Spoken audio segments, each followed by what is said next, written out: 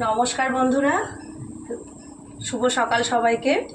আর আজকে মহালয়ার পূর্ণ প্রভাতে সবাইকে সুপ্রভাত জানিয়ে আমি আশা করি তোমাদের ভিডিওটা ভালো লাগবে। তোমরা স্কিপ না করে পুরো ভিডিওটি। আর প্রথমে শিউলি ফুলগুলো আগে তুলে নেব, তারপরে আমি অন্য ফুলগুলো তুলব। তোমরা দেখতে থাকো ভিডিওটি, আশা করি তোমাদের খুবই ভালো লাগবে। যে গাছটা একেবারেই সেরকমভাবে জোর পায়নি, তাই এই যে ফুলগুলো পড়েছে, কিন্তু বৃষ্টিতে ফুলগুলো সব নষ্ট হয়ে গেছে।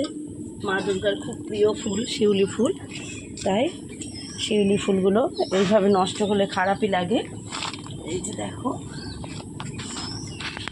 আজকে তাড়াতাড়ি কাজ গুছিয়ে নিই। আজকে আমি একটু বেরোবো, বাপের বাড়ি যাব, তাই তাড়াতাড়ি কাজগুলো গুছিয়ে নিচ্ছি। ফুলগুলো সবই নষ্ট হয়ে গেছে, তাও যে কটা পাওয়া যায়।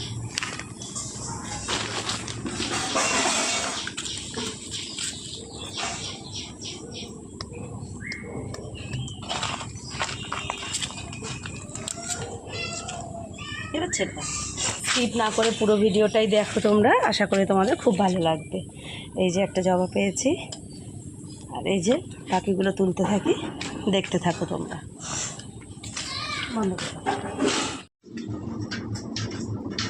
এই যে ইনি ঘুমাচ্ছিলেন, যে আমি বেরিয়েছি উঠোনে অমনি ওনার আসতে হলো। কই রে টিনটিন, তাকা এদিকে, এই দেখ, এই তাড়াতাড়ি দেখ। যে মহালয়ার ছুটিতে আমার কর্তামশাই একটা কাজ নিয়েছেন।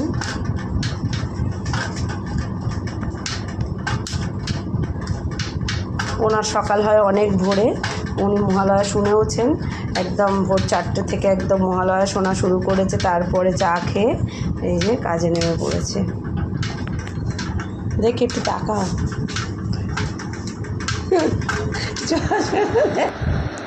ছোটোখাটো কাজে ঘরে বসেও করতেই থাকে। যখন কোথাও দেখতে পাই না, তখন এই ঘরে এসে দেখি হ্যাঁ কিছু না কিছু কাজ করছে, আর নিজের মনে একদম একাগ্রতা দিয়ে কাজ করে নেয়। তারপরে মানে সফলতা পায় বেশিরভাগ ক্ষেত্রে। যাই হোক, কাজ করুক ও, আমিও যাই। আমি বেরোবো যেহেতু, তাড়াতাড়ি আমার তাড়া আছে। আমি একটু টিফিনটা রেডি করি। আর এই যে টিনটিনবাবুও থাক ওনার প্রভুর কাছে, আর আমি গেলাম রান্নাঘরের দিকে। তবে আমি গেলেই ও দৌড়ে চলে আসবে, এটুকু জানি, ও ঠিক আসবে। আজকে বানাবো পোহা, জলখাবারে চটজলদি তাড়াতাড়ি হয়ে যাবে যেটা। আর বললাম আমি বেরিয়ে যাব, তাই তাড়াতাড়ি একদম চলো পোহা আমি রেডি করি, তোমরা আসো। চিড়ে দিয়ে পোহা বানাবো, তার জন্য আমি পেঁয়াজ কারি পাতা এগুলো রেডি করলাম। কারি পাতা দিদিভাইয়ের বাড়ির গাছ থেকে নিয়ে এসেছি, ধুয়ে পরিষ্কার করে নিলাম। আর চিড়েটা একটু হাত বাছা করে নেবো। এই চিড়েটা একটু দেখো, একটু মোটা চিড়ে, এই পোহা বানানোর জন্য এই চিড়েটা পারফেক্ট হয়।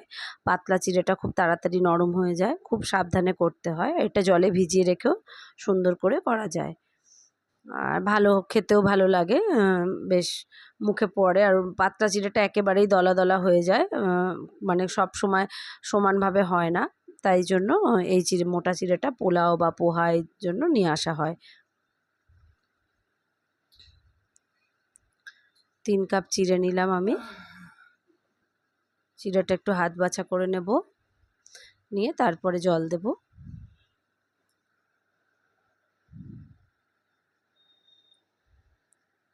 আর পাতলা চিড়ে হলে চিড়েটাই ছাঁকনির উপরে রেখে তারপরে জলটা দিলে তবে ঠিকঠাক হয়, নাহলে বাটিতে জল দিয়ে ধোয়া যায় না। আর মোটা যেহেতু চিড়েটা, তাই বাটিতে আমি জল দিয়ে ধুয়ে নেব। বেশ কয়েকবার ধুতে হবে, চিড়ে জিনিস একটু কালো জল বেরোয় প্রথম দিকে, তাই বেশ 2-3 বার ভালো করে ধুয়ে একটু জল দিয়ে ভিজিয়ে রাখবো।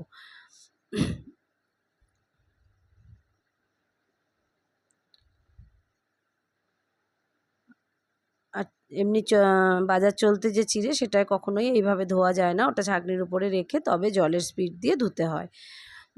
আর এই ধুয়ে নিলাম। এবার আমি কড়ার মধ্যে তেল দেব, দিয়ে বাকি এবার রেডি করি মশলাটা। তারপরে প্রথমে সর্ষে ফোড়ন দিয়েছি, যেটা রাই, আর জিরে ফোড়ন দিয়েছি, আর দেব খানিকটা হিং, সামান্য একটু হিং লাগবে।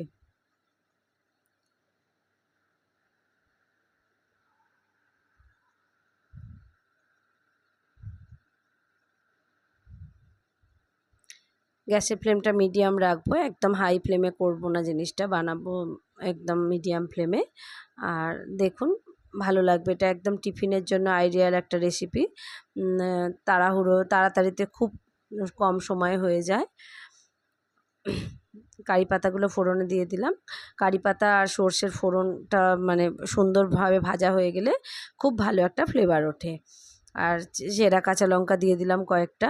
এখানে গুঁড়ো লঙ্কার কোনো প্রয়োজন পড়ে না, লঙ্কা চিড়ে বা কুচিয়ে দিলেই ভালো খেতে লাগে।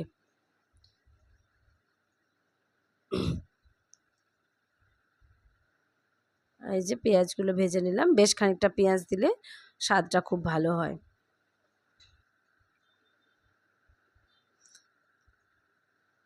হলুদ দিয়ে দিলাম, বেশ ভাজা ভাজা হয়ে যাওয়ার পরে আমি লবণটা অ্যাড করলাম।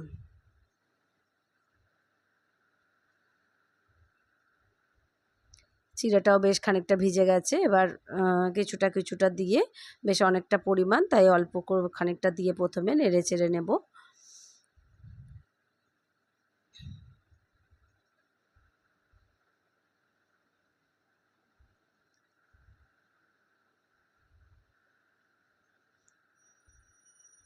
খুব বেশি তেল লাগবে না, কিচ্ছু না, একদম হালকা রান্না, আর খুব ভালো হয়, টিফিন খাওয়ার পক্ষে খুবই ভালো হয়। বেশ টক ঝাল একটা স্বাদ আসে এটার মধ্যে। আর শক্ত চিড়ে বলে সুন্দর আছে চিড়েটা, একটু জলের আঁচটা দিয়েও আমি দিলাম যাতে চিড়েটা একটু নরম হয়, ফুলে ওঠে আর একটু। এই চিড়েটায় করলে একদম রিল্যাক্সভাবে করা যায়, নাহলে খুব চাপ হয়ে যায় এমনি পাতলা চিড়েতে করলে। তাই আমি সবসময় চেষ্টা করি এই চিড়ে দিয়েই পোলাও বা পোহাটা করার।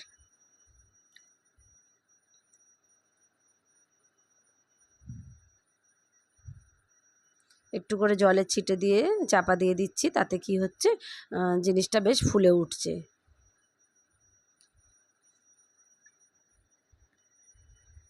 দেখুন বন্ধুরা, রেসিপি ভালো লাগলে অবশ্যই একবার ট্রাই করবেন। আর আমার ভিডিও ভালো লাগলে আমার চ্যানেলটিকে সাবস্ক্রাইব করে রাখবেন, আর লাইক কমেন্ট আর শেয়ার করতে একদম ভুলবেন না। হয়ে এসেছে পোহা আমার, একেবারে তাড়াহুড়োয় রান্না, খুব সুন্দর হয়ে যায় এটা, মানে টিফিন দেওয়ার জন্য খুব ভালো। রুটি পরোটায় গরমের মধ্যে ইচ্ছেও করছে না, যেহেতু দূরে যাব জন্য রেডি হবার ব্যাপার আছে। আর আমি ভাজা বাদাম দিলাম, আপনারা যদি কাঁচা বাদাম দেন তাহলে প্রথমেই তেলের মধ্যে একটু ভেজে নেবেন। আর যেহেতু ভাজা বাদামটা, তাই আমি পরে দিয়ে নেড়ে চেড়ে নিচ্ছি।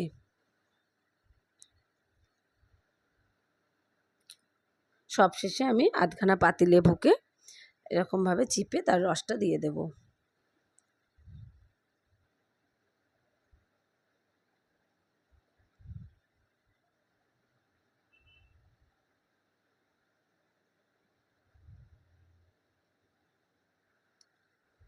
একটুক্ষণ রেখে আমি গ্যাসে ফ্লেম অফ করে দিলাম।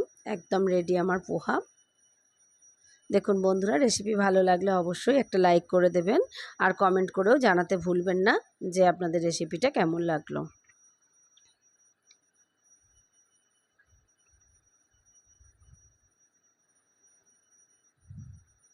একদম ঝরঝরে পোহা পুরো রেডি।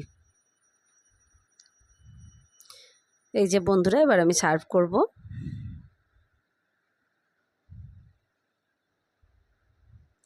খুব সুন্দর একটা গন্ধ বেরিয়ে এসছে, সর্ষে কারি পাতা আর জিরে একসাথে রয়েছে, তার সাথে সামান্য একটু হিং রয়েছে, খুব ভালো একটা ফ্লেভার এসেছে।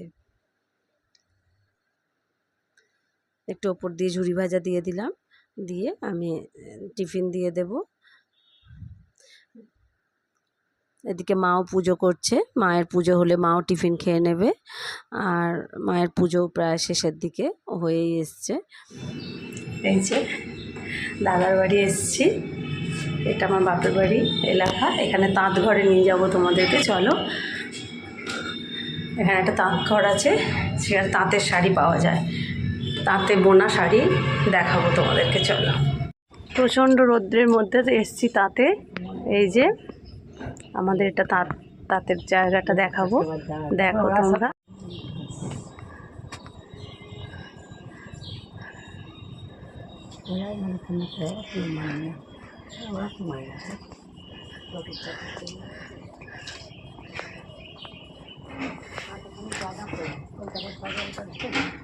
এরকম জায়গায় এরকম একটা তাঁতের ঘর হয়েছে। তবে তাঁতের পরিস্থিতি খুব খারাপ, আগের মতো কিছুই নেই। আগে এই রাস্তাটা দিয়ে আসলেই খটাখট খটাখট শব্দে একদম রাস্তাটা মুখরিত থাকতো, অনেক দূর থেকে শোনা যেত।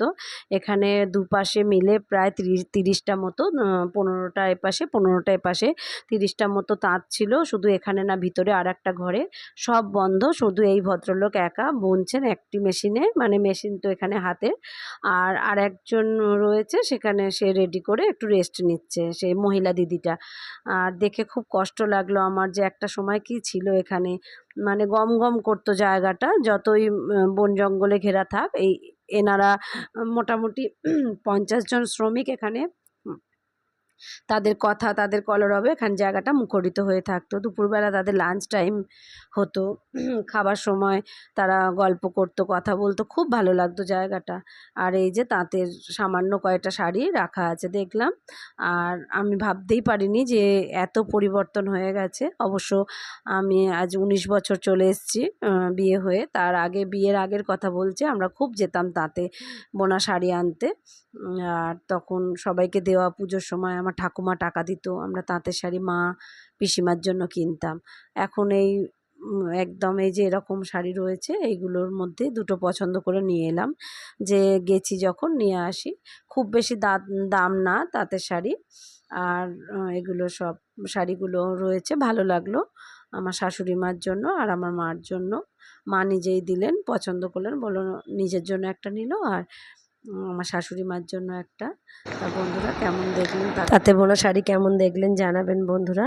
আর এই যে টিনটিন বাবু আজকে সারাদিন কিচ্ছু খায়নি, যাবার সময় ওকে দেখা দিয়ে যেতে পারিনি, আর তাই তাড়াহুড়োয় চলে গেছি, ওর খুব দুঃখ হয়েছে।